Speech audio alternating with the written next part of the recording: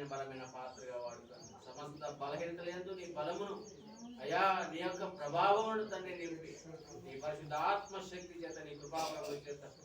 నీ కుమార్తెను అలంకరించి వాడుకొని అయా నీ నామ మహిమార్థమై జీవింపు చేయమని తనకి ఇచ్చిన కుటుంబాన్ని అయా ఇగో భర్తను బిడ్డలను ప్రభా అయినా అయా రక్త సంబంధికులు తోబుట్టులు బంధువర్గాన్ని అదే రీతిగా ఆత్మీయ కుటుంబ సభ్యులు ప్రభా నా తండ్రి నాయన అయినటువంటి సంఘ బిడ్డలందరినీ వారి కుటుంబాన్ని